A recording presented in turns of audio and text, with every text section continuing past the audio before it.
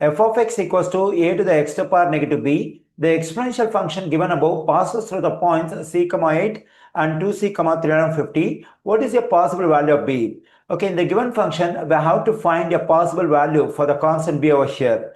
When we have the graph for a function like f of x or sometimes g of x, sometimes h of x in an xy plane, this f of x represents a y coordinate. So we can replace this f of x by y. Then the given function will become y equals to a to the power of x and negative b.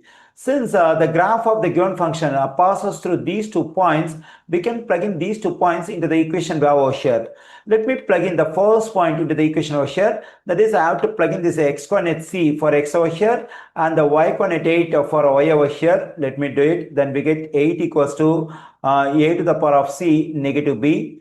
Now let me plug in the second point into the equation over here. Then I'm getting 350 equals to a to the power of 2c negative b. 350 equals to, here at the exponent 2 and c, the two values are multiplied. Whenever two values are multiplied at the exponent, one of the values can be taken as an exponent for the existing base and the other value can be taken as an exponent for the complete stuff. Here let me take this value c as an exponent for the base a, then we get a to the power of c, and take the other value 2 as an exponent for the complete stuff over here. So here I have used the power of a power rule in reverse. We can take this negative b as it is, and let me solve for a to the power of c in this equation. For that we have to add b to both sides of the equation. This negative b positive b will cancel out. Then I'm getting 8 positive b equals to a to the power of c. I got the stuff 8 positive b for a to the power of c. Let me plug in this 8 positive b for a to the power of c over here. Then I'm getting 350 equals to 8 positive b the whole square negative b. Now we can solve for b in this equation using Desmos.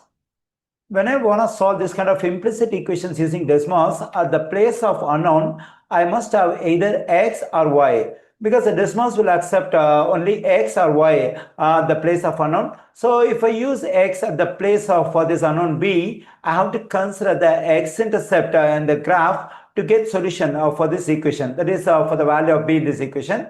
In case I use y at the place of b over here and here, I have to consider the y-intercept in the graph to get solution for this equation, that is for the value of b. I'm going to use x at the place of for the unknown b. Okay, let me type the equation over here. 350 equals to 8 positive. Instead of b, we can take x whole square negative. Instead of b, again we have to type x. Okay, here I got the graph of the given equation. The graph, now we have to consider the x-intercepts of the graph, that is negative 26, 0 and other x-intercept is 11, 0. Okay, now in these two x-intercepts, I have to consider the x-coordinate over here and here. So negative 26 and 11. So these are the two values of b in this equation. That is, we get b equals to negative 26 or b equals to 11. We have to get one possible value for b. So the one possible value for b is either negative 26 or 11.